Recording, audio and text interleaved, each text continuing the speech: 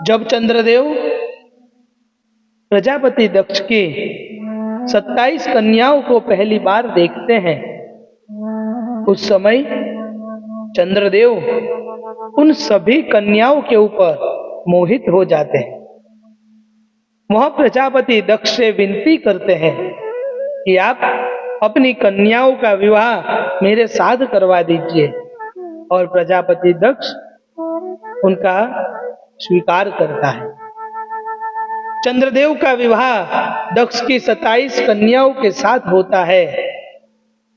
तब प्रजापति दक्ष उनसे एक बात कहता है कि आप मुझे वचन दीजिए कि आप मेरी सभी कन्या यानी कि 27 कन्याओं को एक समान प्रेम करेंगे। तब चंद्रदेव यह वचन तो दे देते हैं, पर विवाह के बाद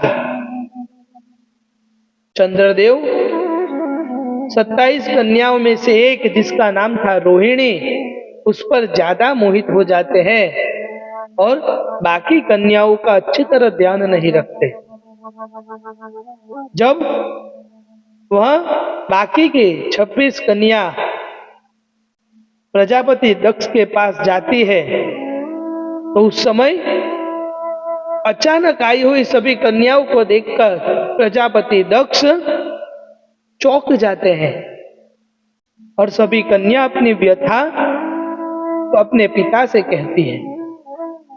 और प्रजापति दक्ष उन्हें कहता है कि मैं चंद्रदेव को समझाकर देखूंगा, और प्रजापति दक्ष चंद्रमा के पास जाकर उन्हें समझाता है कि आप ऐसा मत कीजिए, आपका विवाह सभी के साथ हुआ है, इसलिए सभी को एक समान प्रेम कीजिए। चंद्रदेव कहते हैं कि अब से मैं अवश्य यही करूंगा, और पुनः ऐसा ही होता है। चंद्रदेव सिर्फ रोहिणी से ही प्रेम ज्यादा करते हैं, बाकी कन्याओं की तरफ ध्यान नहीं देते।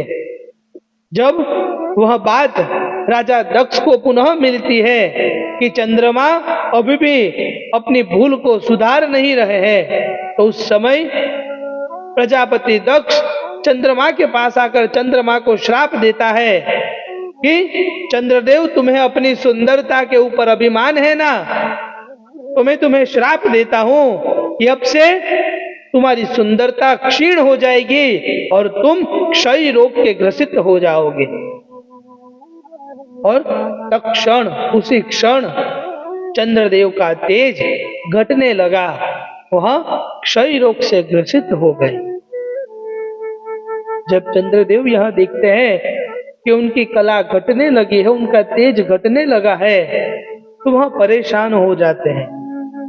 वह सभी देवताओं के पास जाते हैं, पर कोई उनके श्राप को दूर नहीं कर सकता, क्योंकि वह श्राप सत्य था।